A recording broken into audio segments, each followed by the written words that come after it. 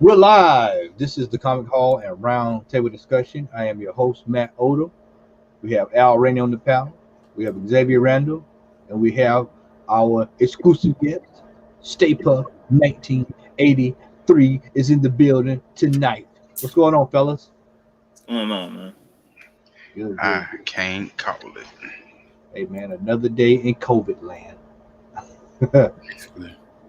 So, Thanks we're for gonna having me on the show, man. yeah, man. Hey, appreciate you coming through, man. Always welcome. Always welcome, man. We love having you.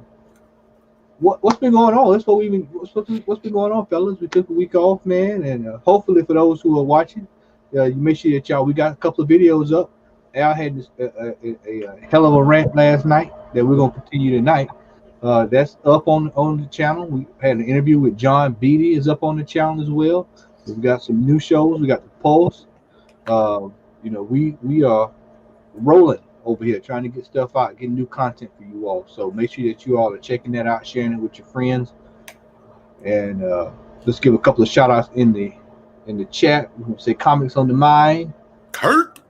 We got William Yo. Smallwood and Brock is in the building, and we want to say thanks for everybody tuning in. Make sure you share it on your social media. Let everybody know, hey, check these guys out. Man, Comics on the Mind says Sean P. And Yeah. today's the anniversary of Sean Price's death. Oh So, yeah, I've been posting Sean Price stuff on my Instagram. yeah. What's up, DT? See Derek just checked in. What up? All right, let's get down to business, y'all. So this week we all know that the Robin Knight, right, Sean? Robin Knight, right? Robin Knight or Robin King? Which one is it? It's Robin King. Robin King showed up. I had no interest in buying the book personally, but Me neither. of course, some people wanted to read it, and well, to everybody's chagrin, the book hit these stores at $25 a pop, depending on what store you went to. I've even heard even higher than that in one of the groups I'm in on Facebook. And needless to say, everybody is pissed off across the board about this.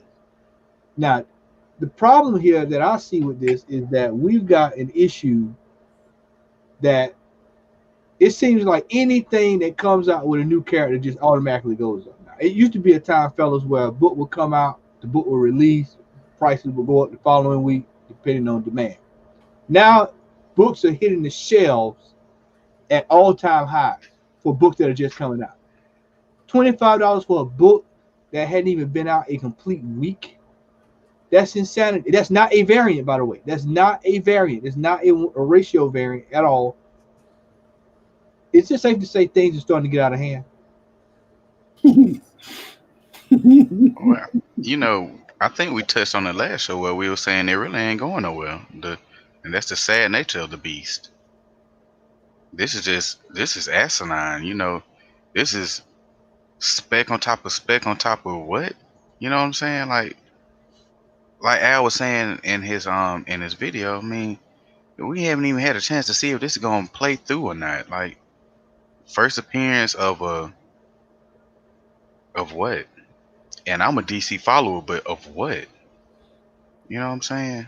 I talked to Al yesterday. I bumped into Al at our local store, Comics Plus, and we talked for a little bit. And I told him, I said,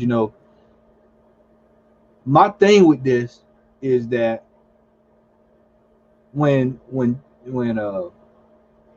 Batman Who Laughs, when that came out, it was a major character. Joker's a major character.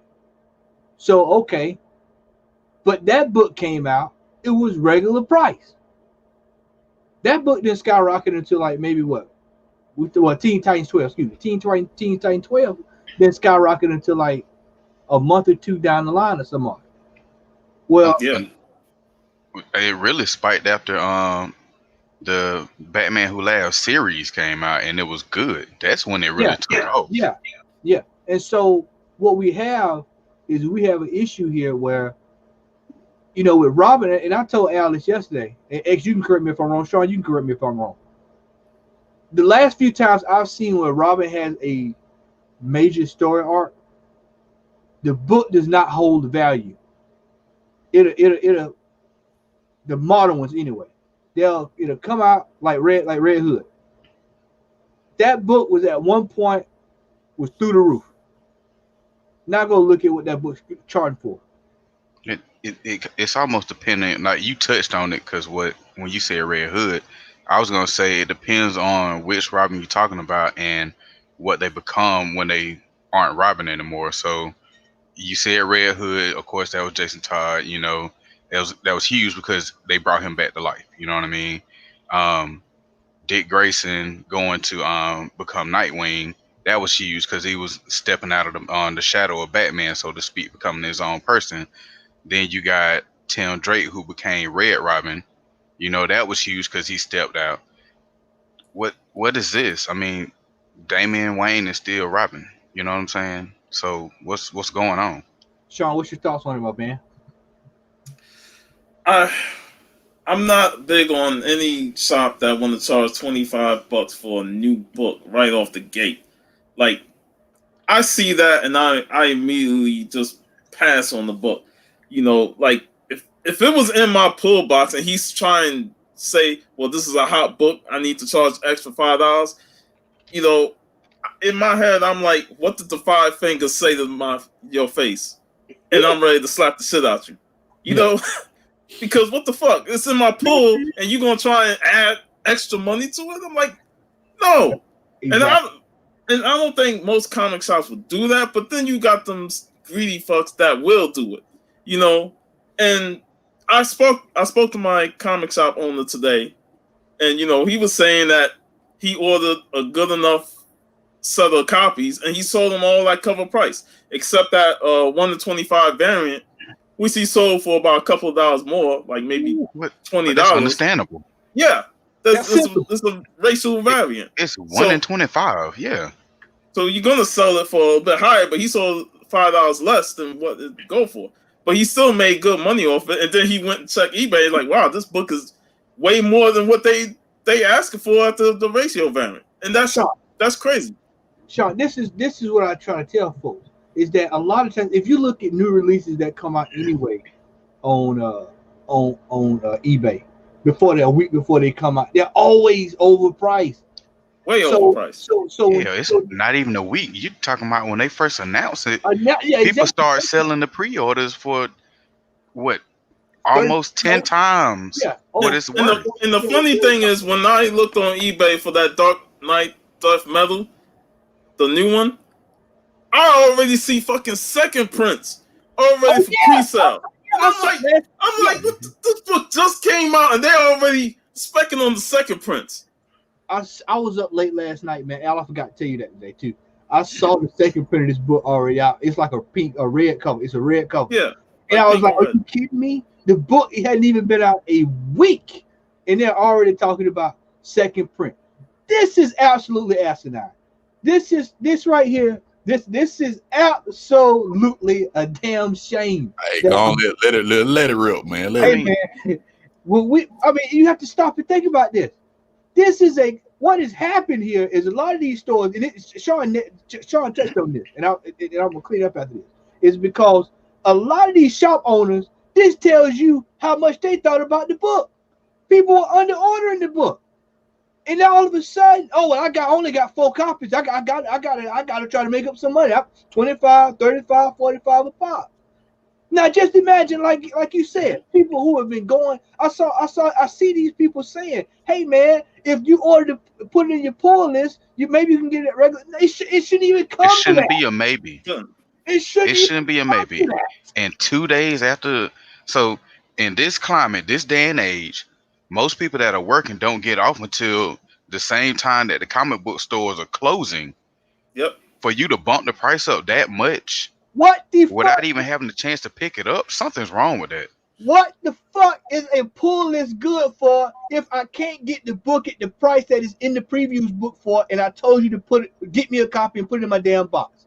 Why the shit? If that's the case, I might as well just buy the motherfucking thing off of eBay. And that's where you lose respect for the comic shop owner or the dealer who's doing that, because it's like, if I put it in my pool and you're gonna charge me an extra couple dollars just because it's a hot book, why am I even giving you my business? Okay, this is where I have the issue when it comes to, like, people say, well, support your local comic book store. We do that. Everybody on this panel does that. But my thing is, when it's time for you to support me as the consumer, hey, I'm keeping your lights on. Hell, man, don't gouge me over book that. I mean, I guarantee. Now, if I'm wrong, I'll say I'm wrong. I'll come on here and say I'm wrong. You're not gonna be wrong. I'm sorry. I guarantee you're not gonna be wrong. 3 months, this book is going right down here. Down. You hear that? You hear that flushing sound? That's the toilet, because that's where it's gonna be going. And once again, this is good. This is why sometimes I hate this. Like we talk about spec. Spec is good, but spec can also be bad. And this is a classic example of spec out of order. People are just pumping this book up, man. Just pumping this book up, man. It's just like X said. What it depends on what Robin's doing and what level of importance this is. We saw that with Alfred in what last year? Batman. We saw that book dropped. $75 at one time. $75 for that book at one time. Now it's 75 cents. I mean, this is ridiculous. It's absolutely asinine, man. I mean, this is about as worse as WWF in 1990s. I'm telling you, it doesn't make any sense for a book to be charged to be charging that price, man. But a comic book store to be charging $25 a pop for a book that hadn't even been out in less than a couple of days. And they're already talking about second print. So if they already got second print, Sean, then that tells me that third is sitting right behind it. Man, what they doing with this book is like Yokozuna Banzai dropping Jobbers back in '93, just straight squashing us as consumers. You know, it's like, come on. I mean, it is absolutely ridiculous when you see this. Go ahead. It'll be different if every single book was, if the first issue off the rip, the common, so to speak, was a 1 to 25 variant. I get that. But this is not the case, nowhere near the case. You know what I'm saying? And there's really, I may be wrong, but there's no real hype leading up to this outside of just, it's the Robin King. It was nothing like the Batman Who Laughs. You know what I'm saying? So why are we even trying to get over on folks? Well, I get why they're trying to get over on folks. I don't agree with it, but why? I mean, we've seen this. You see, you get these characters that are like, I'll use what's Lobo's daughter name again? I forget it every single time. Crush. She's an integral part of the Titans. Okay, I can see that. She's gonna be around for a while. This right here, man, I just read on the post the other night. Snyder's getting ready to sit down. So this tells I know that this is getting ready to wind down. This is on the way down. So you're probably not gonna be seeing Robin King again anytime soon, unless you see him over at the 7-Eleven. But you won't be seeing him on the spec sheets anywhere.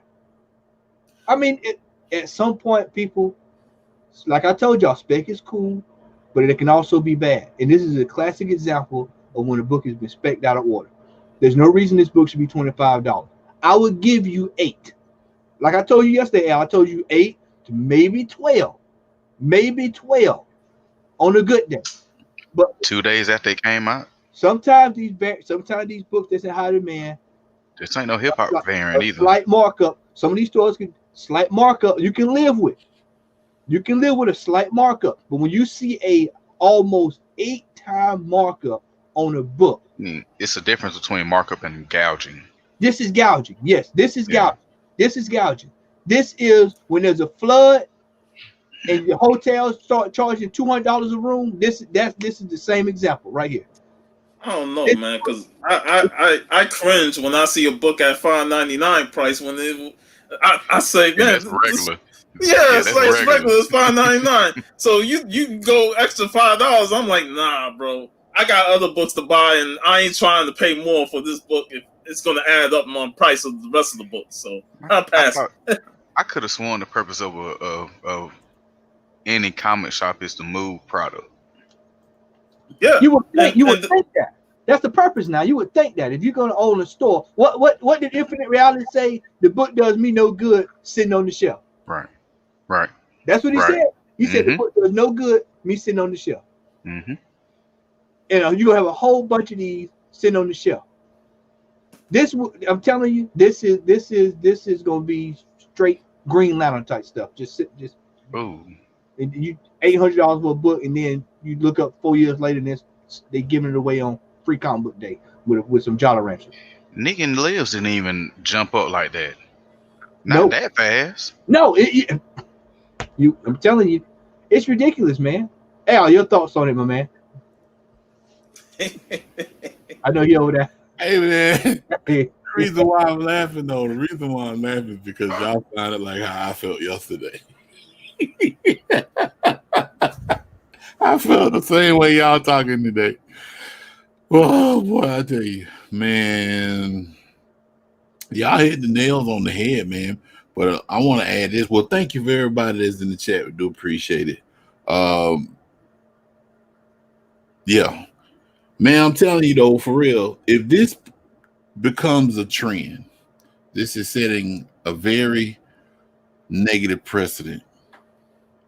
And what this precedent is going to set is basically setting in motion that any and every little thing that is released from this point forward, regardless of who it's from, whether it's Image, Marvel, DC, Dark Horse, my dad's comics in the backyard, whomever, it's setting a precedent for these and this is the thing. This is and when I did my video, and for all those who watched it, thank you very much. Do appreciate it. Matt was on me yesterday about, man, you got to get that out, man. You got to get that out. So yeah, I need to get it out. I was a little bit more tamer in that video than I was talking to Matt yesterday because I was using curse words that don't even exist no more. But man, I'm telling you, it's setting a precedent, and what this precedent is going to do is going to allow for these speculators, the ones that's out here pushing the prices of these books up, it's going to cause them to be able to control the market however and whenever they feel like it, for whatever books they feel like need to be pushed, for whatever agenda, whether there's agenda or not behind it. And what's going to happen is that the comic book stores are going to follow suit, and we're going to see a new book. So the new character comes out, there's buzz behind it, there's speculation. Wherever that speculation is coming from, if the buzz is going to be super great, then we could expect for a lot of these books to come out the gate with a 10, 15, 20, 30 plus dollar price tag on it.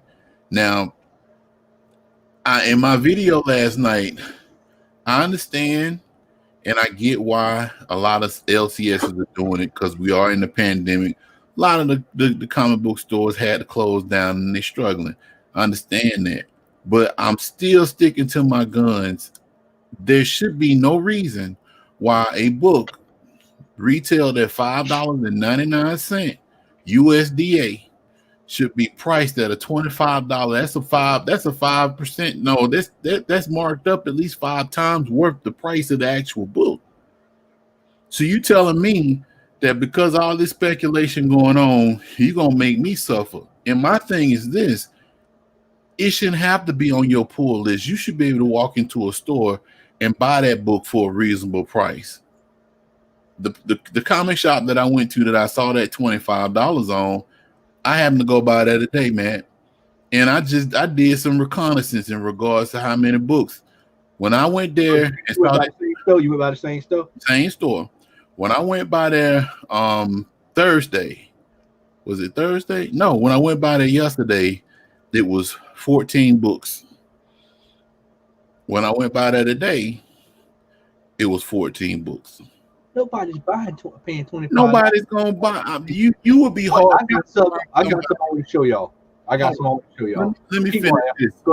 The only person that you're gonna find that's gonna be willing to spend that kind of money is one of these idiotic flippers that don't know nothing about comic books, that don't know nothing about flipping, that'll take that book like that Lethal Protector that dude was trying to sell at the con for $90. Or was it Lethal Protector? That was at the Comic Con. Yeah, for $90. And they'll turn around and try to sell it 2-3 months down the road for $150, $200, thinking that the demand for it is so great that people will be willing to pay. Man, I'm telling you, I collect that series. That's the reason why I wanted it. I could care less. And see, this is the crazy part, y'all, that I'm tripping out about this book. it wasn't just the first appearance of Robin King. It was the first appearance of Dr. Manhattan Who Laughs. Batman basically gained the powers of Right. Dr. Manhattan. So it Right. wasn't just Robin King. So I'm trying to figure out what is this allure about Robin King that caused this book to jump up to that particular point, to where even on eBay last night, I saw in the prices, they're gone now. But dude was selling the book for $50. And I checked before we actually came on the air tonight, and some of the books sold for $30. Buy one book, $30. That's crazy, man. No, I'm not gonna do it. So what are they gonna do? Like, how they gonna price the 3 Jokers? Well, I mean, Bruh. You know what I'm saying? well, it's, We've been waiting on that for what, 3 years? Can y'all see the screen? Whatever. Yeah. Mhm. Yeah, we can see it. You see this right here? You see that? What's that? What's that? You see that in the red? What's that in the red over there? Down 13%. Look at last recorded sale value. Look, what's that number there? What's that? 1350. Look at the highest, 121. That's because folks were buying it based off of spec. This book is not worth $121. No, hell no. It's not worth $1.21. This is out of order. This stuff has to stop. And like it's out of hand. It's gotten to a point where it's out of hand. Any new character jacks the price up of these books. But what I was saying though, I'm telling y'all, mark my words, if we as consumers don't put our foot down when it comes down to this type of foolishness, like I said, everything into consideration. I understand the plight of the comic book store in August of 2020. But I'll be damned, man, if I'm gonna spend $25 for that book. I'm not gonna do it. I refuse to do it. I don't care if Robin King had the Shazam logo on his chest. I'm not buying it. Let me walk out with $20 books without scanning them. Right. That's highway robbery, man. Not, like you said, not mentioned it, I alluded it in my video. I can see a $12 price tag just for the simple fact that there's buzz behind it. I can deal with that. A slight markup, a short markup, I can deal with that. I might still be kind of really hesitant from pulling out my wallet because I'm like Sean, man, I could use that and go into the Dollar Bin and pull out some stuff. Yep. But because I'm that book is part of my collection of that particular series, I might bite the bullet and get it. But no, I'm not gonna do that, man. That's ridiculous. And these 1 in 25 variants, I don't know if y'all saw them on eBay, man. But some of these things going for like $350, Yeah. $400. Look, Crazy. look at the screen. You see this? Look Yep. at it. $550 a 9.8. Hold on, y'all. Do you realize what you could pay $500 for? You could go get you pretty much any old school book you want to get for at least a low grade for $500. Instead, Yep. we've got books outpacing And classic books. we can go to the comic book store that Al went that had the book and buy every slab off their wall Yeah, for that price. for $500. This is new books. This is new. I'm talking straight. When you buy a PlayStation game, you crack that paper and you smell that whiff of that plastic when it come off the game. This how new the books are. $550 at a 9.8. Raw comic, I've seen slabs under $100 for $500, man. I can get, like you said, all the slabs of key issues and stuff for reasonable prices. Right. Hey, they had at the place that Matt and X are talking about, they had the first appearance of Rogue in the old CGC. It was what was a 9.4, Matt? 9.2? 9.4. It wasn't $9.49. Yeah. For $90. $90. Yep. So you mean tell me I'm gonna spend that kind of money on a character I don't know nothing about, and you don't know if it's got any kind of longevity, any kind of leg, any kind of anything for that matter. Yeah, I'd rather just buy the old school books. I mean, my shop has X Factor 6 for $50, first appearance of Apocalypse. For $25, I'll take my $25 instead of buying that book. I'll take that, get that X Factor 6, and I know my shop is going to give me a discount on that book. So I'll make out with at least the first appearance of Apocalypse. And see, the thing of it is with that, Sean, with that being the first appearance of Apocalypse, that book at least has some kind of legs or foundation behind it because Apocalypse is an established character. So because it's Apocalypse. So God forbid if something happened where Jonathan Hickman get that Joker a power boost. Oh, you talking about X Factor 6 go up from a $60 book to a $300 book? What they gonna do when they bring out Rorschach's series? Look at this right here. You talk about what you can spend $500 on. Look at this right here. Look at this. Yep. I mean this is how jacked up the market is, man. The market is all upside down.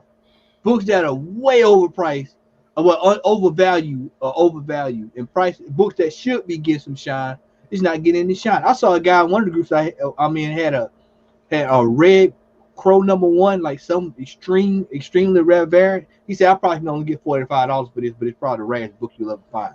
He said, but then you got this coming out, Robin King, that's gonna outdo that. He said that's crazy.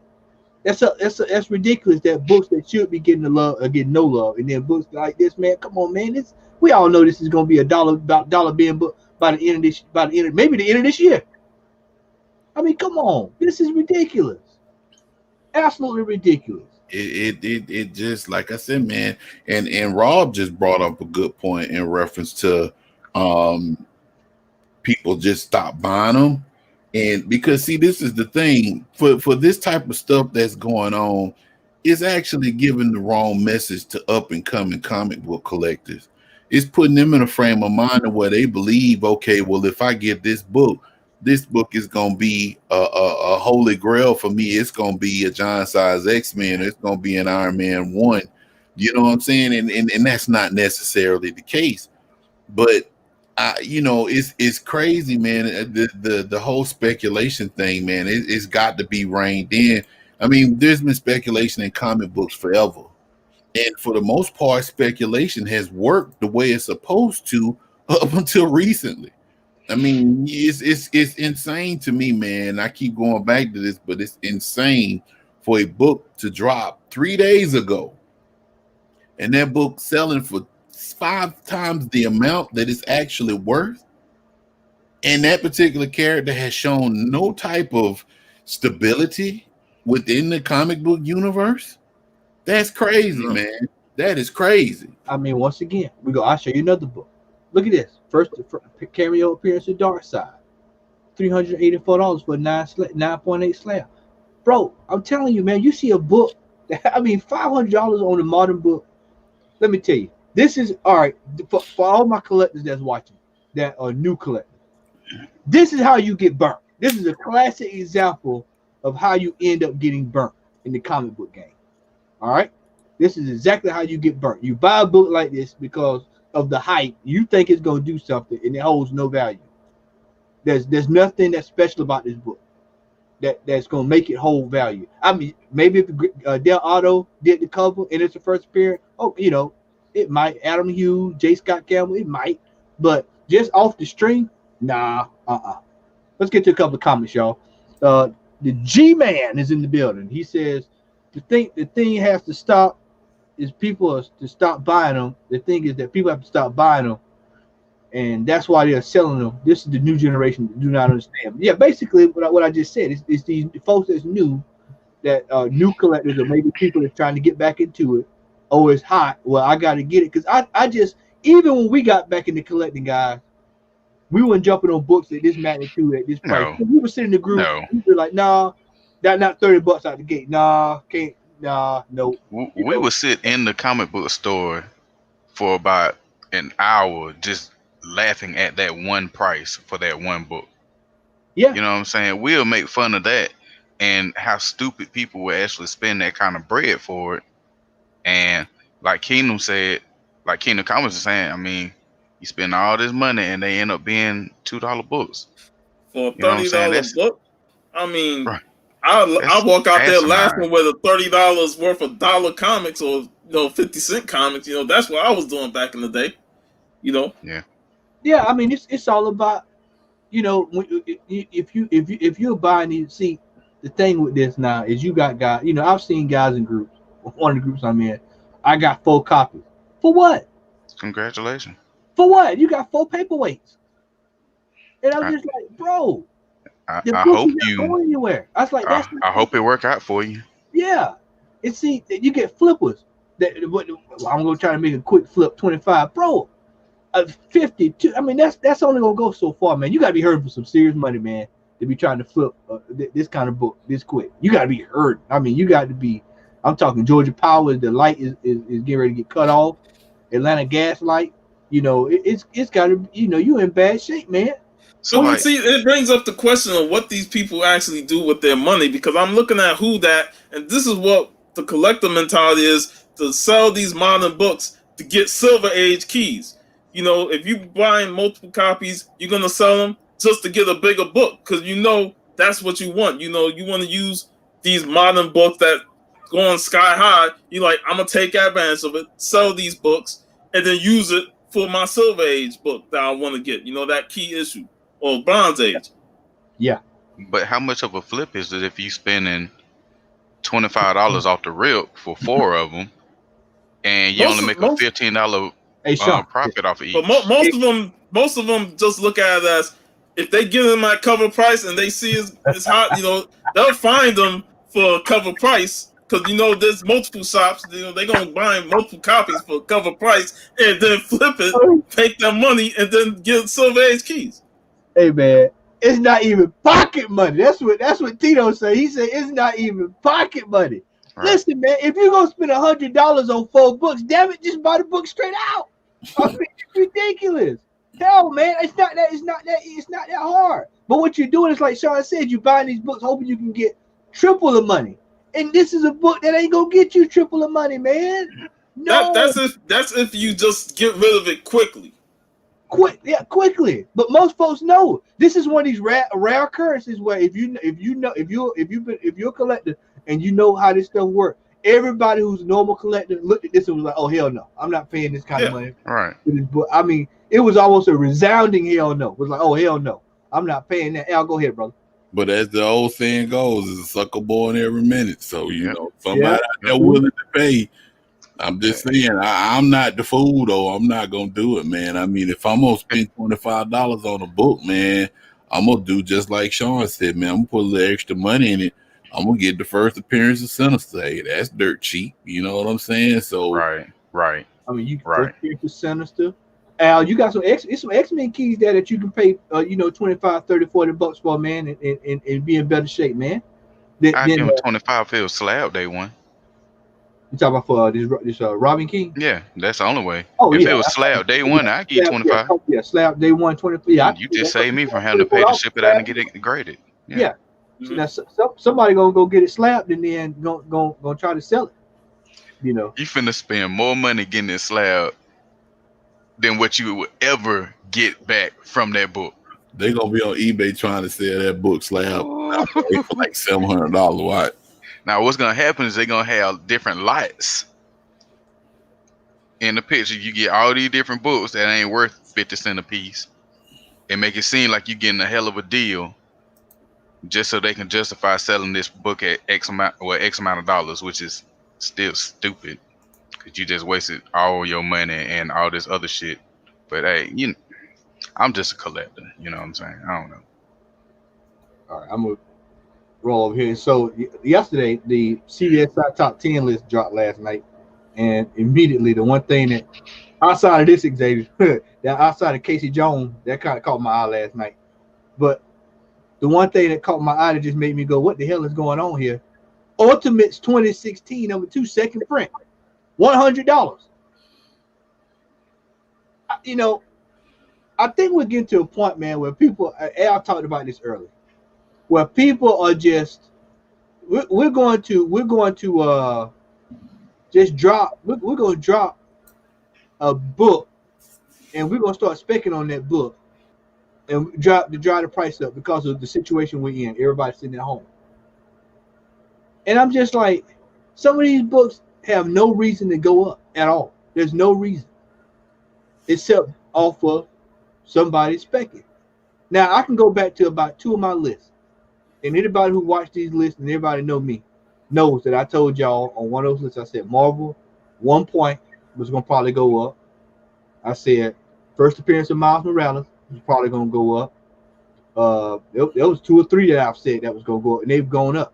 That's just based off of common sense. Those books were hot at one point. There was a characters that are major characters that are going to be circling back around. I mean, sometime last year, Al, did I not say U.S. Agent at some point was going to probably go up? And what do we have? What's the announcement? That's one of the shows we'll talk about later on. But it was announced to what? A show for who? U.S. Agent. So when you're gonna spec and you spec the correct way, then it plays out. It's cool. But then you got people specking, and Larry just joined. And I'll tell you what, Larry was specking on this Thor last year. That's all he spec'd on. Hey man, Thor God of Thunder, Thor God of Thunder, Thor God of Thunder, because he could actually see it forming itself out. Well, we've got things now where people just, hey man, Galactus is on the cover, man. He's gonna show up in year 285, $100 book. That's where we at. That's where the comic community is going to now. Larry, welcome to the panel. We're talking about the inflated prices of these, and you're a variant man. You get these variants on a weekly basis. This has got to be insane to see a book that has literally just what was it? Al? What's the regular price of this book? $5, $5.99. Am I $5.99? Debut of a new character, $25, almost going across the board at these stores. Which book you talking about? The Death Metal #1. First Robin King. Robin King. Okay. Yeah. What's your thoughts on that, man? I think we discussed it last week, man. That's the new norm. You can't really knock it. You have to kind of adapt to it. We've seen it happen like with some of our books recently. That, all of us have picked up some books. Omega Red. Omega Red all of a sudden is now X-Men #4 is a $20 book for no reason at all, honestly. Did you say we have to adapt to it? Yeah, you got, bro. You have to learn to move in the climate, man. Hey, man, Larry, Omega Red. Ain't no adapting. We just ain't gonna buy it.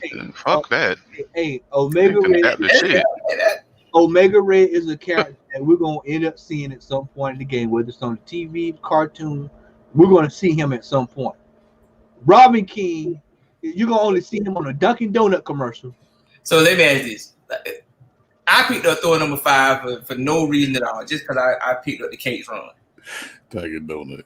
The Black Winter, whatever his name is, all of a sudden it's become huge. I mean, it's you pick stuff up. How much did you pay for it, Larry? I paid the cover price for it. All right, the whole argument is cover price. That's what we argued about. That's what the argument is. Damn this spec shit. We talking about you bringing up a book that you spent cover price on. But what I'm saying is day one. But what I'm saying is the book itself, for whatever reason, the Black Winter, Noel, and all that stuff is huge. So now you got a certain amount of collector out there that's going to go out there and spend that because you got it at cover price though. The idiot collector. you got a certain collector that's gonna go out and buy that, man, because he's trying to flip it real quick. Well, that's boo-boo the fool. It's not for the long-term collector. It's for the person who wants to flip it real quick. But should that affect everybody else? Should I adapt to that bullshit? No, man. No, right. No, man. Larry, man, I love you like that. That's the state of the industry. Bro, ladies and gentlemen, it's the same man that still go to bat for Iron Man 3. That's your argument, huh? Every time you say something like that, I'm gonna bring up Iron Man 3. Look at him, man. Larry, I love you like a sixth cousin, right? But I'm not strongly disagree, man, because I don't think I mean it could be the norm. I don't think we should just fall in line with that kind of stuff, man. Because I mean, like I said, man, I wanted the book because I like the series. I like the story arc. And I don't feel like that's actually fair to a person because everybody that buy comics don't flip them. And then everybody that buy comics that flip them ain't all about trying to get over on folks. They trying to give people a fair price for the book. You have a small percentage of people that flip comics from the mindset that they trying to get rich quick. And in that particular situation, them the ones that actually, be at the cons trying to sell Dark Hawk #1 for $200 because they've been talking about them for like the last 6 years. Right. You know what I'm saying? So I mean, in that particular situation, I don't think that's something as a whole that the comic book community should have to accept, man. That's only a fucking idiot will pay $200 for a Dark Hawk 1. Like, seriously. But with the internet, bro, you're gonna see it. You're gonna see it one day. You're gonna find that sucker though. And that's what that person does. That's what he's there to do. Find that sucker. That's all I'm saying. Hey man, but you know what? Like I said before, you jumped on, it is a sucker born every minute, man. But I don't think anybody on this panel a sucker. I mean, as far as it goes, I have real issue with the book coming out, man. And that book ain't even dry though. The page ain't even dry good yet. And they trying to get $25 off of me. I'm just saying, how we supposed to adapt to $25 day one? No, I guess what I'm saying is, man, bro, in any industry right now, when you look at pops, you look at sneakers, you look at comics, anything that somebody collects at this point, and I'm gonna bring this back to something that you might know, X. The Jordan Dior drop, what was it, 2 weeks ago? 2 weeks, yeah. And that was out of the even though it was a high price sneaker, I think it was like $1,000 for the low cut, $2,000 for the high top. Mm-hmm. All right. Go on StockX to see what that shoe going for. $25,000. Yeah, but $25,000. Here's the thing with that though. This, like, I get what you're saying on that, but you're looking at a shoe that has had so much hype behind it for so long, and the price tag was already high, but the people that are flipping it still paid cover price for it. You see what I'm saying? Like, you said something about pops. You're not gonna walk into a store day one and pay more than what the ticket price is on it. So right. You can scratch that. Now you may get them second market at a higher price, but no, you ain't walking to a Hot Topic, GameStop, anything like that, and spend more than what that ticket price is supposed to be. But comics are one of the only businesses, man, where you can actually, when you buy something or when you bring something in your store, you can attempt to. Well, what I'm saying is, just hit me out. I'm listening. When it comes in the store, before you purchased it, it was only worth $3.99 or $4.99. All of a sudden, because of the hype that's behind it, what you actually bought in your store is technically worth more than what you brought it in for. So, as an owner of the product, no, you brought it in to sell. You brought it in to sell. But guess what? The value of a comic is only worth what somebody's willing to pay for it, right? Man, you ain't charging $25 for a brand new book, no matter what it's worth. You charging cover. Right. You don't even know what the worth is on it. But see, that's the thing is that you know what somebody pay for it. Well, some idiot probably. You know what somebody pay for it, right? That's what the value is. Would you buy it? No. Would you buy it? Shut up then. Stop making the argument if you ain't gonna do it. I'm just saying that's what it is, though. Man, hey, mute his mic. I understand both sides. Hey, here we go. Copper Age Commando. Shout out. Big Remo, shout out. We got a full house tonight, man. We are rolling tonight, y'all. Hate to say it, but without variance and speculation, the comic industry goes all digital. The only thing worth owning at that point would be silver and golden age keys, along with some modern first appearances. That's a good point. That's a true statement. It is. I agree. You could. There you go. So now, if you could flip that Venom 3, it's a legit side hustle. Yeah, at this point, yeah, especially Venom. This is the difference, though. Venom has been out for how long? Almost a year now. No. I'm talking about the character. Oh, yeah. 1988, 87, I think. Venom has history, man. I mean, Thor has, oh my God, Journey into Mystery. This is back in the 60s. You know what I'm saying? These particular characters have a foundation, man. And yeah, Robin, he been around, with them pixie boots he wear or whatever for a minute. The Lost Boys suit.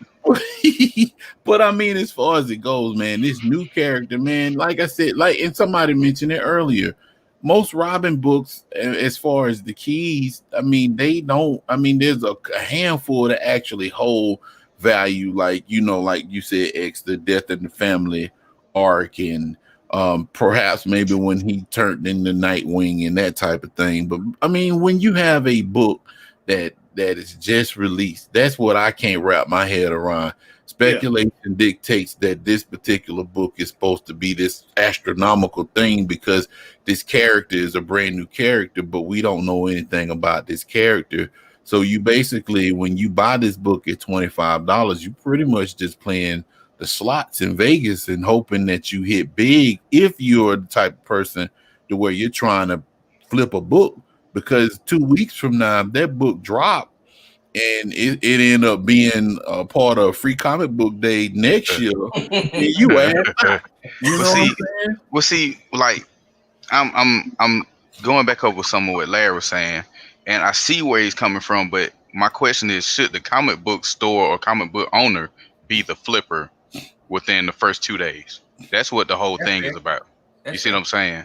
Because that's what all of it is about, is how one of the comic book stores 2 days after the book came out already bumped it up to $25. So that's what we're talking about. You see what I'm saying? Not you buying it cover price and then instantly going online putting a higher stamp on it. You know what I'm saying? We're talking about the shop store itself bumping up the price. I think I own, not saying that anybody has to buy it, but I think I reserve the right as the owner. If I think something that I bought at this price comes into my store, you ain't pay $25 for it. I know that. Right? I didn't. But what I'm saying is, actually, I won, because now all of a sudden I know something that I brought in my store at $4, I could charge $15 to $20 for it. Yeah, but you won if you sell out all the books that you ordered to sell. So now you can order more of the second issue and make even more money off of that. Well, who says I can't sell them all at $15? I mean, us as the buyers, as the consumer, you as a long-term collector say that, but no, I say us as a consumer. But there are new collectors out there that will buy that. But they the fools. I went to a comic store, and I'm not calling any names, and Al knows, and I think you know it. There was a certain book that came out that would the price shall remain nameless, or we're not going to talk about the price, but there shouldn't have been a price. We were all there. However, I think I'm the one that told y'all about that because I got there first. However, there was a price. That book is now gone. So that lets you know that somebody made a come up off a book that shouldn't have a price. Now, how many of those he sold, I don't know. However, it's gone. So there are some collectors somewhere, or somebody somewhere that bought that book with no price or price. No. You want me to tell you what them books are? It was Boo Boo the Fool who downstairs. Downstairs, lost in the eternal abyss of boxes. Or Boo Boo the Fool, somebody who we ain't calling no names, no stops, nope. We just saying it's downstairs, lost in the abyss of long boxes. That Sean, we can't sort through. Sean, any thoughts on any more thoughts on this, Sean? I've had it with this talk.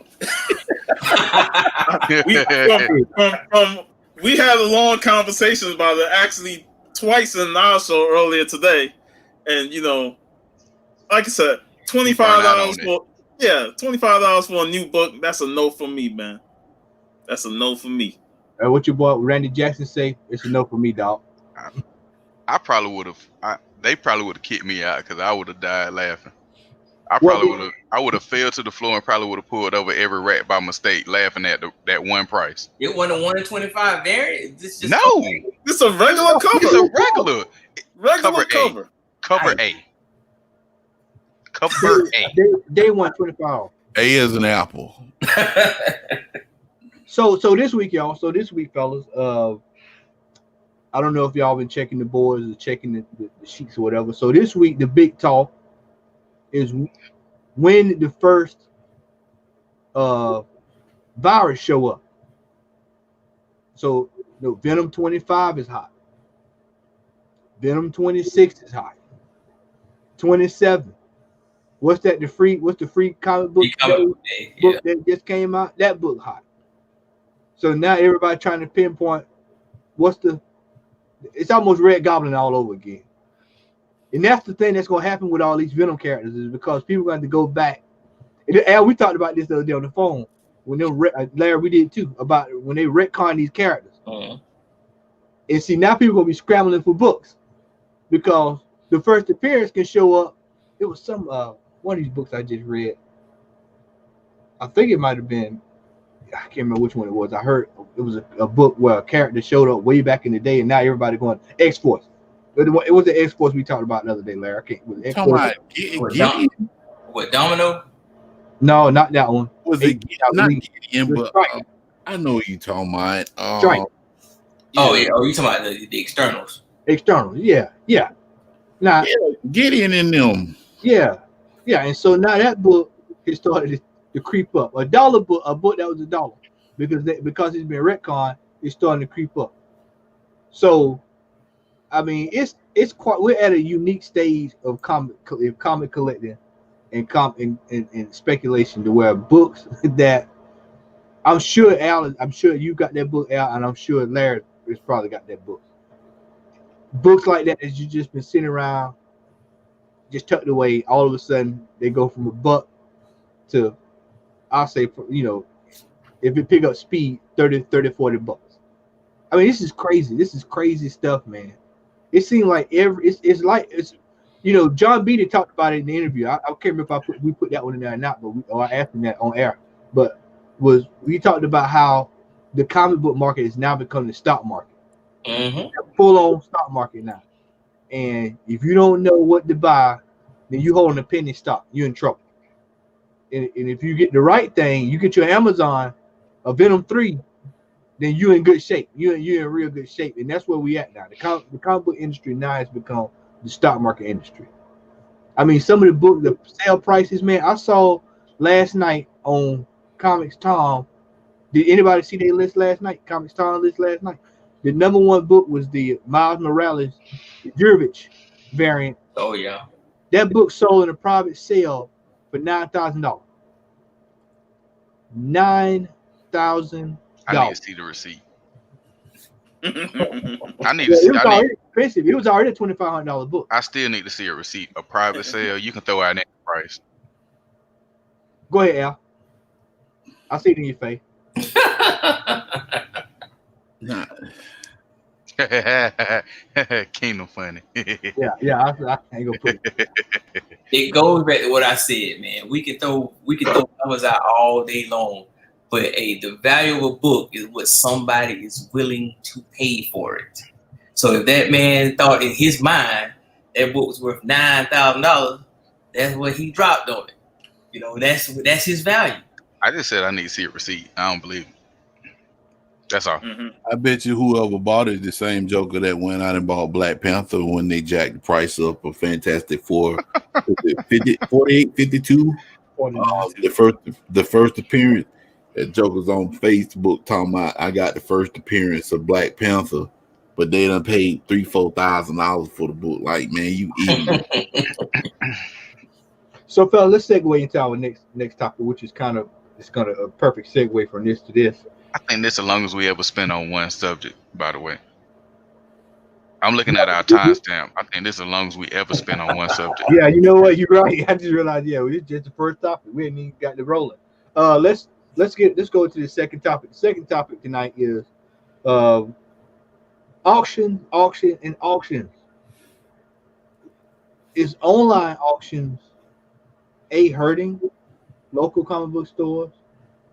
Because we see people are selling left and right. We've got friends here in this chat room right now that have made nice change on auctions, and or is it helping the comic community, or is just something that is just a fad right now because we're in COVID?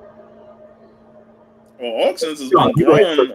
Auctions been growing on YouTube for like the last year or so. I remember when We Love Comics started doing the back in like 2014 and stuff, and then it started slowly growing each year, whereas a bunch of channels was doing auctions. The New York Warriors do auctions.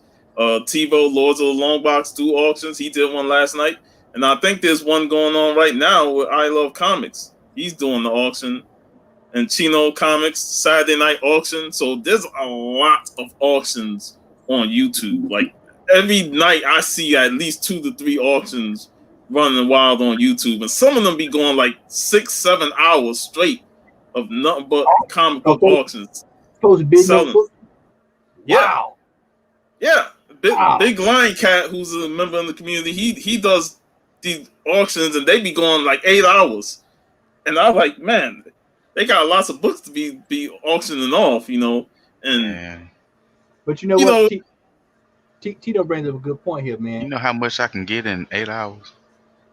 I'm talking about outside of comic books. Personally, you know what? Personally, if I'm looking for a book, all right, let's say let's say some of these places where these people be saying comic book stores don't exist.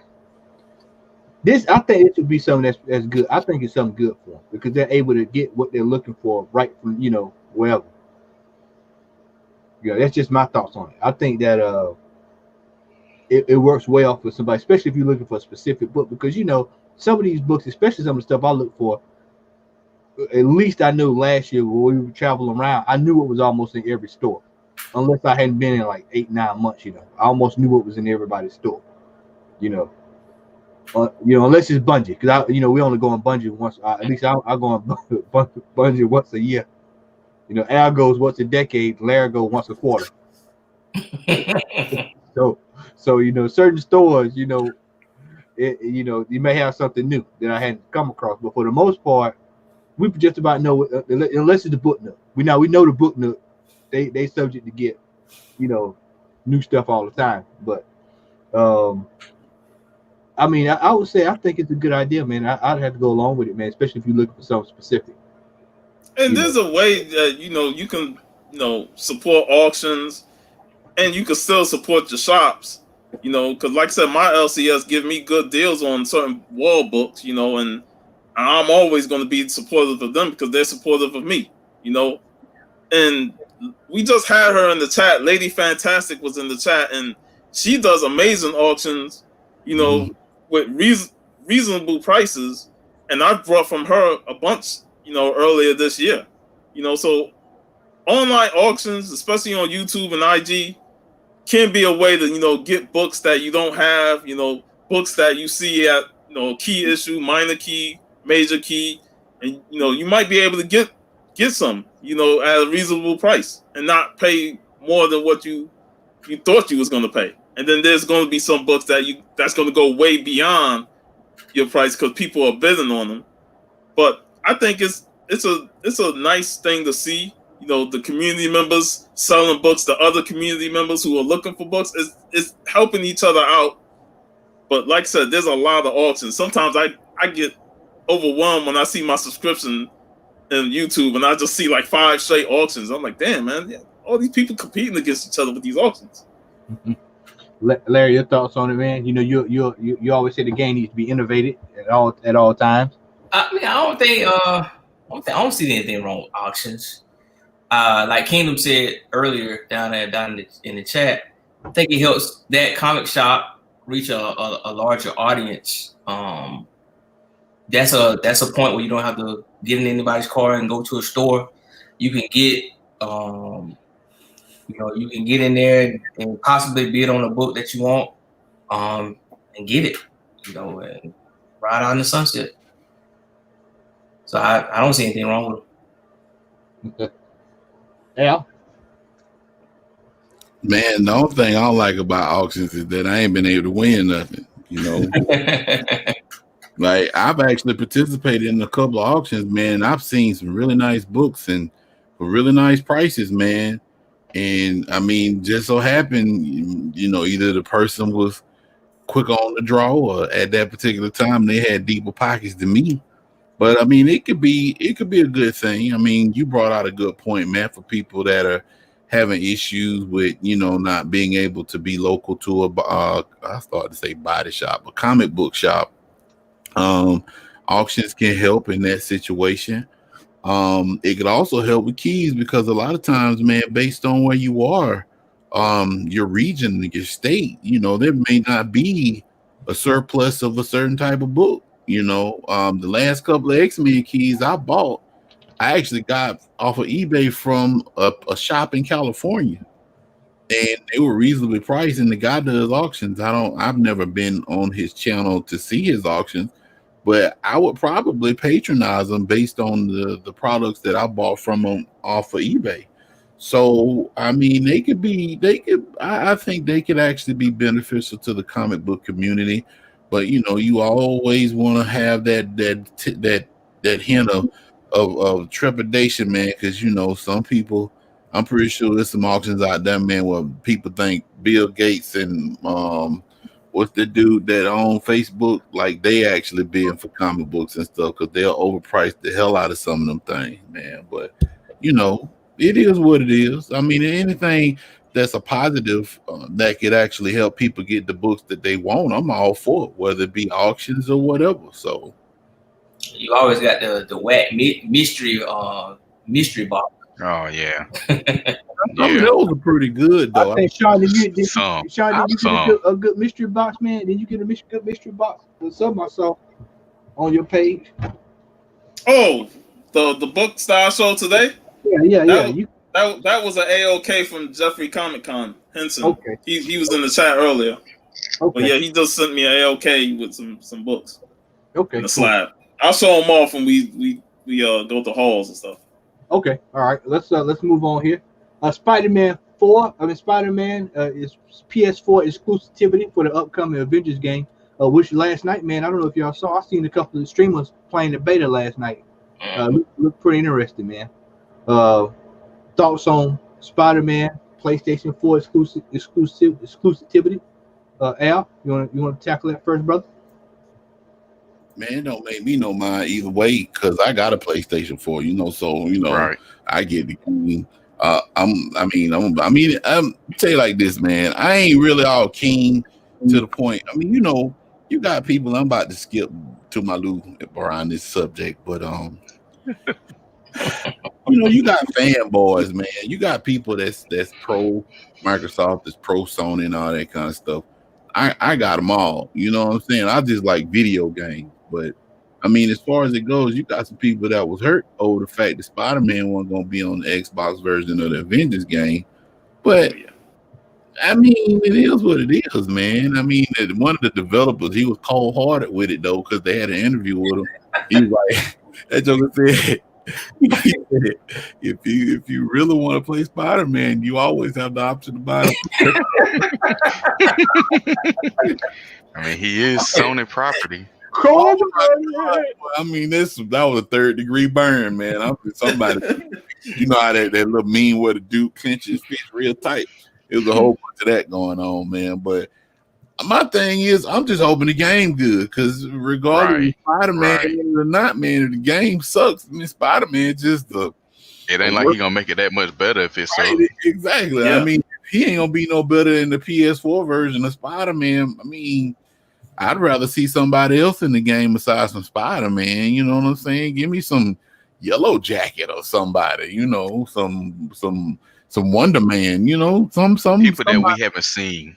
Right. You know what I'm saying? Yeah. Some actual Avengers, and I ain't saying Spider-Man. I mean, Spider-Man been an Avenger before, but been a whole bunch of Avengers before Spider-Man. You know, so I mean, it is what it is, man. I ain't worried about it. I mean, he has his own game. I mean, I got over the fact that I didn't get to play Marvel Ultimate Alliance on the PS4. I mean, oh well. That was a Switch exclusive. It's Switch exclusive, yeah. Mm-hmm. They were the ones that really wanted the game, so they were the only ones that was willing to pay money to get it developed. Right. So that's them. You know. Right. People get mad over it, but they ain't really. No other studio really want to really put effort in it except Nintendo. Yeah. It was a great play by Sony, man. I think I say well played by Sony for Spider-Man exclusive. I mean, he's hot off the Spider-Man game, so why not put him in there? I say, me personally, and I know Al I'm one of the fanboys. I got both, but I'm buying the Xbox version. I was shocked to hear you say kudos to Sony. Yeah, kudos to Sony on that one. Yeah, because normally Xbox fanboys be just going wild and crazy. Right. No, I'm a Microsoft person. I always have been, but I got both. But like I said, I'm gonna buy it on the Xbox. So you gonna buy both of them anyway? Shut up. You gonna buy it and never open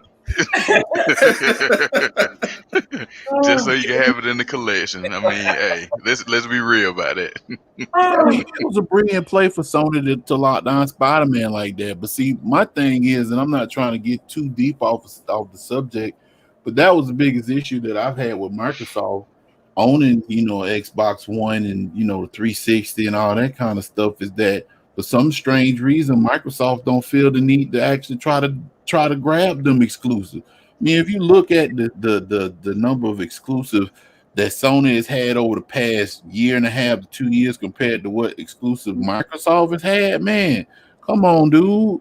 God of War, Ghost of Tsushima, Horizon Zero Dawn, man. Golly, they on the tip. Microsoft is still riding the coattails of Halo and Gears. Yeah. And they got to come out of it, man, because me personally, all that stuff about hardware and the anti-aliasing and the frame rate and stuff is nice. But if you ain't got no games that I'm looking at playing, man, shoot, you kick rocks with all that, bro. I find it funny that, Xbox fans are complaining about, getting this exclusive, Sony getting these exclusive characters and stuff like that. I'm like, y'all had timed exclusive content on the 360 for how long? Well, all those Call of Duty exclusives, BioShock was exclusive to Xbox before it went to the PlayStation. Y'all had it all during that era, but now it's coming against y'all, and now y'all complain. Oh, we ain't got Spider-Man for the Avengers. Oh my God, I'm boycotting the Avengers. I'm like, I hate all you guys. Gosh, shut your dumb ass up, man. Y'all had all those timed exclusives back in the 360 era, so y'all need to stop. Luther.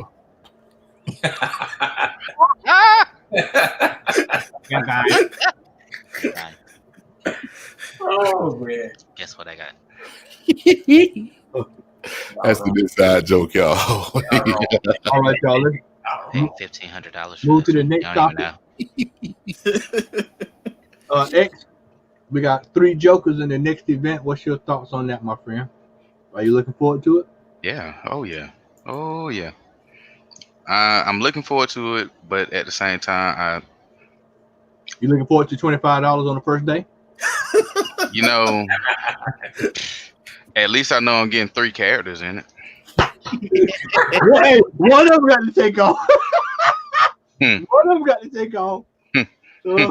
I'm excited for it. I really want to see what direction they want to go in, but the only thing I'm really gonna hate to see is we're gonna lose some of the mystery behind the Joker. You know what I'm saying? If you're gonna give us 3 of them, that takes away from what makes the Joker great, at least right now, because we don't know how this story is gonna play out. And if it's a great story, hey, I'm all for it. I'm gonna say it right now. I'm probably dropping Batman after 100.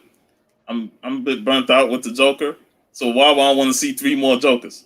I like the Joker and all, but I'm like, I'm not really interested in the story no more. After they done teased it how many years ago, now I'm just like, whatever. If it's good, I'll pick up the trade and give it a shot. But when it comes out, I'm not going to be all over it like I once was when they announced 3 years ago that it's going to be 3 Jokers. So as long as one of them, as long as 2 of them is not Joaquin Phoenix version and Jared Leto version, I'm all for it. Everything else, I'm straight. So Sean is not on the $25 bandwagon. Al, what about you? Hey man, I'm gonna tell you like this for the chat. If you ain't got on your pull list, you might well go ahead and get it. Hey, on eBay you can get one for $12.99. Right, man, I'm telling you, man, because if we see this trend continue the way we are, man, that whole series is gonna be about $2,000. So yeah, go ahead and put on your pools, man. If you're trying to flip it, go ahead and buy about 2 or 3 copies of each. I'm looking forward to it, man. I've been slowly going towards a lot of DC stuff, man. Specifically, Batman. Look at Larry face. Look at Larry face. Hey, man, I'm still an X-Men fanatic, man. Blasphemy. I like to read other stuff. I mean, it's just how it is. I mean, in my haul this week, I got quite a few DC books, or a couple, but I'm actually looking forward to it. I'm not as burnt out on it as Sean is, but because I don't really read that Batman a lot, but the stuff that I have read, I've liked it. Now I'm not really keeping up with the Joker War, so my eyes are kind of fresh, but I am curious as to finding out how this 3 Joker thing is gonna go. And I want to say, is Jeff Johns writing it, or Snyder? Not Snyder, but what's his name? Not Tinian. Who's writing that book? I can't remember. I thought Johns was writing it, so I could be wrong. Who? I thought Jeff Johns was writing it. He might be. I think. I'm sure. Wasn't he the one that teased it? He was. But more likely, but that was years ago. I know. That was like the end of New 52, beginning of Rebirth. I'm like, yeah, he's writing it. Jeff Johns is writing it because he actually dropped off of Shazam, because he was writing Shazam. He dropped off Shazam to start writing that. So yeah. All right. Didn't make you happy, Al? You know what, man? They canceling Shazam next month anyway, man. So I don't really care no more, man, because Shazam ain't gonna never get no fast shake in life. He ain't. Just, I'm gonna start collecting Silver Age Shazam. All right, the topic is scrolling down at the bottom there. New Knight Rider film was announced yesterday. I'm just gonna say it right off the bat. If it ain't the Hoff, I'm not going to see it. Hey, shot. Immediately when I saw it, when TC put it up, I said, Knight Rider 2000 ? I said, oh, here we go. We back at that again. We gonna beat that horse again. Knight Rider. Oh man. Is Michael Bay doing it? He is not doing that movie, man. You heard what? Wait a minute. Michael Bay, excuse me. Yeah, Michael Bay probably is gonna do that. More than likely, he gonna find a way to explode. Kid finna blow everything up, turbo boost. He gonna have Kid gonna have fucking missile launchers coming out of his right. And it's gonna be a Camaro. Hey, James Wan is producing it. That's the dude. I think he's tied to that Shang-Chi movie. Yeah. Yep. Look, as long as they don't have Kid turning into an F-150 like they did in the NBC show. Knight Rider 2000, man. That was a rough show. I think this show lasted 1 episode, if I'm mistaken. Yeah, that was a bit rough. Who's gonna voice Kid? That's the big question right there. They'll go find somebody from England. Because the original voice of Kid, hey man, you can't top that. Look, they need to go ahead and CG Hasselhoff, man, and have Garth in there. He played 2 characters and bring them live back. Wow. Kid. Wow. Hey, then Garth drive Goliath. Yeah. David Hasselhoff with a beard. He had a soul patch and a birthday. Oh man. All right, so our last topic for the night was announced on yesterday, and we kind of alluded to it earlier in our chat. Marvel's U.S. Agent will be getting a solo series this fall. That's a book that we spec'd on last year. As far as the show, I can't say until I see a trailer. I mean, that's kind of where I'm at with it. Am I looking forward to it? I mean, you give me something to watch. But, I mean, at this stage, I'll take anything new, but I'm not hopeful. I have just about as much as enthusiasm as Sean does down in that panel. Can we see can we see the Falcon and the Winter Soldier first before you start talking about this? That's why Ain't that and Scarlet Witch and Vision supposed to come out? Right, Man? right. I mean, you jump. I mean, I mean, Disney jumping the shark, man. you can't even. Well, I hate to say it because of the situation going on, but we ain't even got the stuff that we've been dying to see forever. And you talking about U.S. agent?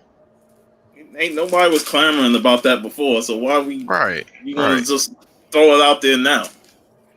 And the only buzz that U.S. agent really got was to see if that's because they announced him being in Falcon and Winter Soldier, and like, well, who gonna get it at? Like, who gonna take the mantle back from him? And that was it. I remember when they brought U.S. Agent in the Sam Wilson Captain America book, you know, as a way of trying to take the shield away from him. Yeah, And that's what I'm gonna say. I guess to the get fake hyped about shield. the show, you would have to see how the other shows go and how they lead into it. Right. Larry, your thoughts on U.S. agent, man? That's why He just said it. Yeah, I mean, I know you want to elaborate. I'm just saying the only way I think the show would be good is if the other shows actually build up and lead into it, so you can get an understanding of who the U.S. agent is. Because once again, these shows aren't geared toward us per se; they're geared toward the new viewers who are going to tune in to see who U.S. agent is and what he does with the shield, if he gets the shield, all that type of good stuff. But yeah, it's a lot of us that still don't know who he is, though. So we just know him by name. This is true. I just remember him from West Coast Avengers during the later years of that run. Right. Yeah, there you go, Sean. Right. That's how I know him from. Al. Hit the face. Nobody care about no U.S. agent. All right, well, Hey, hold up. The only U.S. agent I got is that U.S. Avengers when they came out with that team with Sunspot and Cannonball with the Red Hulk. I got that variant cover where U.S. agent is actually the representative of Georgia. Remember when they did them state and stuff? Yeah. He was the representative for Georgia. So other than that, of course. yeah. Well, of course, red state. all right, fellas. With that, it is now time for our hauls. Al, you want to go first tonight, brother? No. Yeah, I go first. I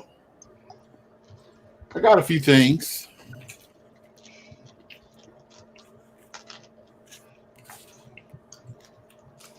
It's not that much, but a few things. I got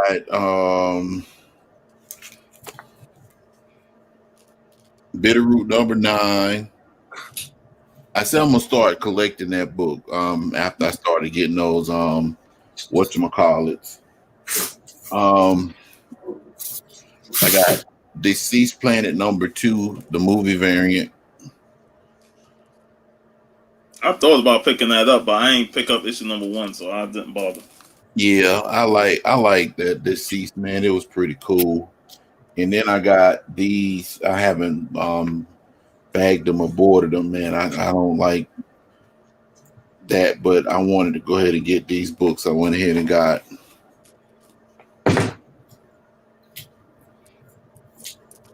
trying to get that Glare Out Firepower number 1. The affordable copy of Death Metal number 2. He made sure to say affordable copy. Right. The real price. And then I got back issues, man. I'm gonna try to catch up with this, Larry. You're gonna trip out when you see this, but I got Immortal Hope. I should have jumped on beforehand, man, because apparently this story is really good, man. I think I'm missing out on some goodness. And then I got Immortal Hope 35.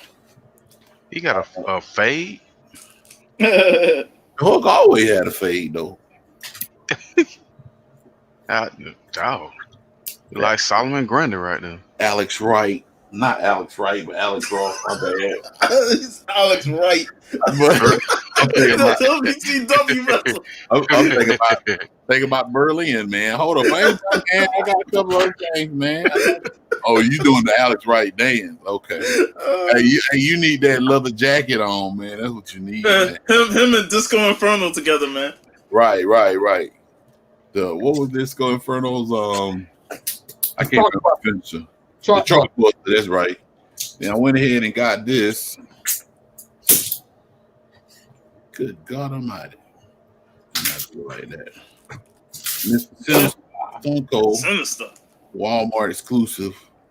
Remember that scene, and I got one more thing. Remember that scene in X-Men where animated series where Jean Grey and Cyclops was out there having that thing and picnic, and it was like, we don't know what the future is gonna bring, but whatever the future is gonna bring, it's gonna be wonderful. And then they bagged up and they seen that TV screen, and Mr. Sinister says, "Fools, Sinister knows what your future holds." Like, oh God, Mr. Sinister about to mess him up.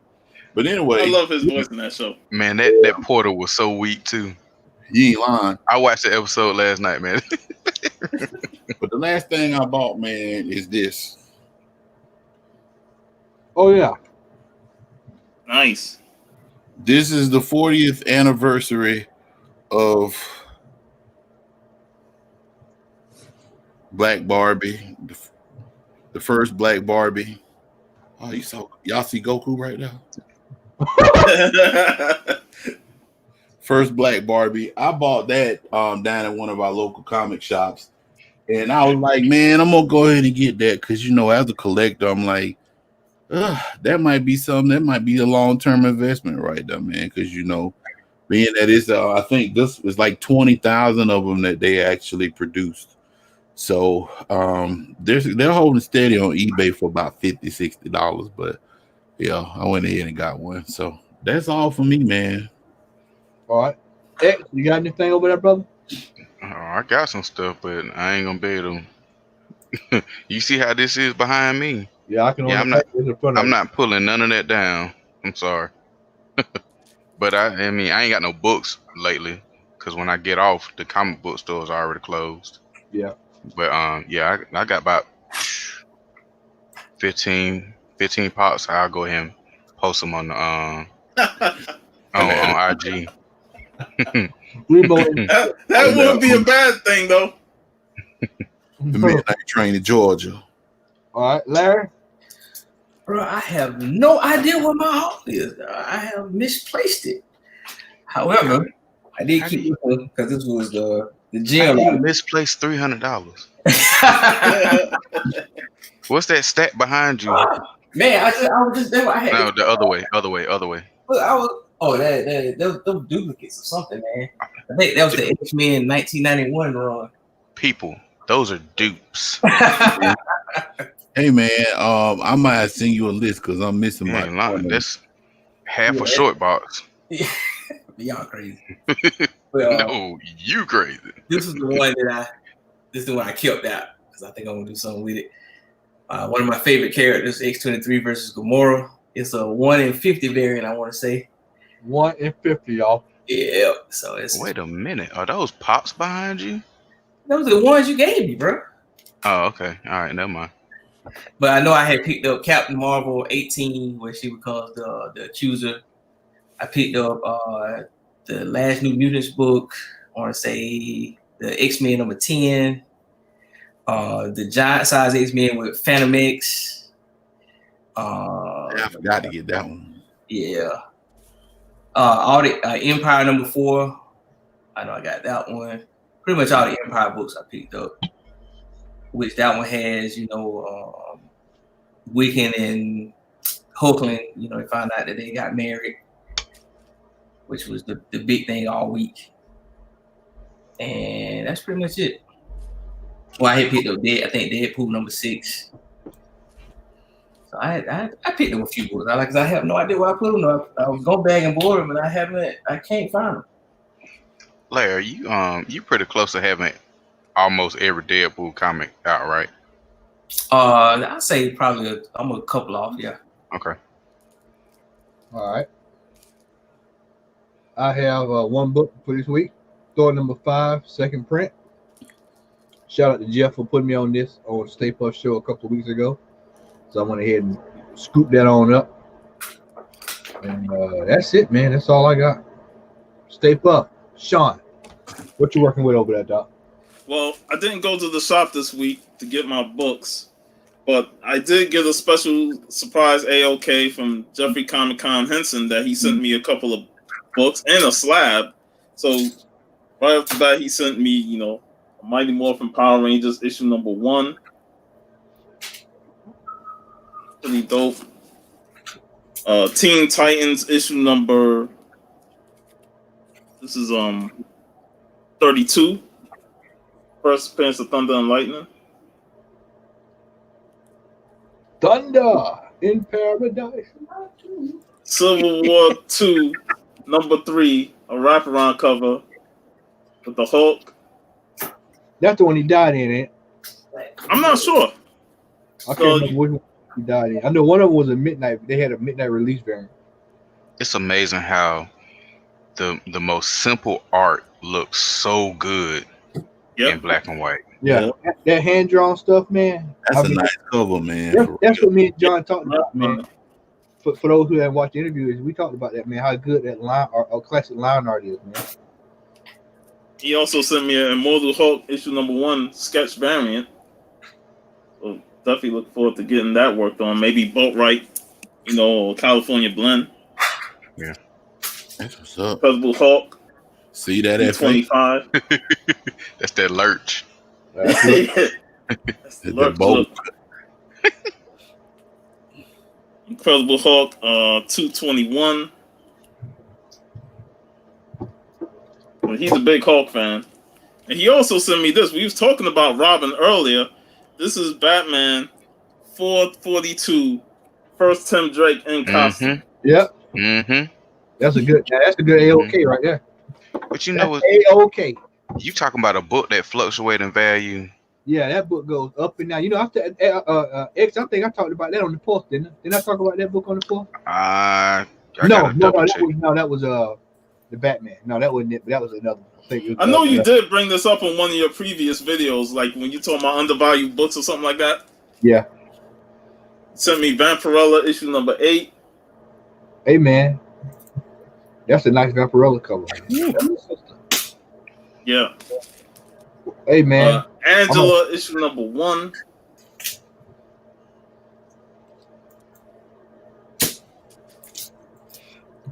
Hellboy 25th anniversary, Seeds of Destruction. I missed out on getting this, so he hooked me up with that, and he knows I love some Hellboy. You know what, X? That was in Jeff's in the stash, man. I didn't see that. I got it. It's right. Of course, that's why I didn't see it. Yeah, that's why you didn't see it. All right.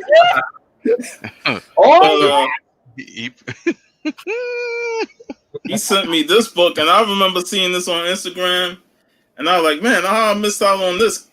But, you know, I wasn't buying none of the Civil War, Casualties of War, but this Blade, Wolverine. Oh, yeah. Yeah. Classic cover there, man. Boy, that cover so clean. Mm-hmm. That's nice, yeah. It was awesome. I love that. Hey, flip that back over, man. It looked like he telling Wolverine, "Is that all you got, son?" Hey, look at the top of his head. Yeah, That's what makes man. That's what makes the cover so badass. Is like he got his claws in his skull, and yet he knows selling it. You know. Right, exactly. He going straight Batista, man. He going straight Batista on that cover. And then he sent me a slab. He know I love Teenage Mutant Ninja Turtles. And this character I actually remember from the 90s when I used to read as a kid. Oh, the Flaming Cat, yeah. Flaming Carrot. Let me take it out. It's got the Ninja Turtles on there. And it's a McFarlane cover too. Oh, wow. That's Jack Leg Turtle Blimp. Yeah. And it's 9.6. That's nice, man. Yeah. Did y'all see what Seth Rogen trying to do Ninja Turtles now? Yeah, I talked about that night on the post. It's gonna be a cartoon. The animation, man. That's what all I'm worried about is the animation. Yeah, because I don't want it to be what that new TV series on Nickelodeon. Yeah, that Nickelodeon crap. Oh, man. Yeah, After they went from the 3D one to that, I was like, what the fuck? This ain't the Yeah, turtle. box art crap, yeah. Yeah, they went backwards on that, man. Puff. So you said you love Hellboy. How did you feel about Ron Perlman? David Harbour playing Hellboy in this latest movie. He wasn't bad, but I felt that the movie tried to do too much. Like, I could tell from the first trailer that they tried to incorporate like 3 storylines into one movie, and I was like, that's because 2 of those storylines they could have done a whole movie on each of them. So I just, what's funny is for them to try to go away from Guillermo del Toro's vision of Hellboy. They put a lot of that movie into this movie. Did you notice that? Yeah. It has the comedy aspect, and it ups the violence, but it's like, is it better than that? Makes it better than the first 2 Del Toro movies? I'm like, you just added blood and stuff and explicit violence, but that don't means it's better. Right. That story sucked. Yeah, they tried too hard trying to jam pack so many stories, and it just felt rushed. And I'm still a fan of the comic book style of storytelling. With the dread, the horror type, and and Hellboy still being the wisecracking person that he is, but the movie just did it way too much by trying to jam pack so many stories, and it lost that sense of dread to it. It just became a popcorn action flick. Sweet. All right, well, that's it for tonight, y'all. That's it for tonight's show. I want to tell everybody thank you for tuning in. G-Man, appreciate you for coming through. Tito, thanks for coming through. Derek, Comics on the Mind, Chad, Remo, Lady. I want to tell everybody thanks for swinging through. For those who are new, make sure y'all hit the like button on your way out. Make sure you share, tell a friend, tell all. And until next 2 weeks, we will be back in 2 weeks with a new show. And we also have, once again, the Pulse comes on twice during the week. Al has his new show, Off the Rack. And we got more content coming, man. And hopefully this virus can get the hell out of here so that me and Larry can get to some stores and do hit the road again. Do some shows, yeah. So, all right. Well, with that, Sean, I want to say thank you for hanging out with us tonight, man. We always love having you on the panel, my brother. And Will, you too, brother. Thanks. Have a good night over there, Will. All right. And with that, we are out for Matt Odom. I am Matt Odom, Al Rainey, X, Larry, and Stay Puft. We are out. Everybody have a great night. Peace. Be safe,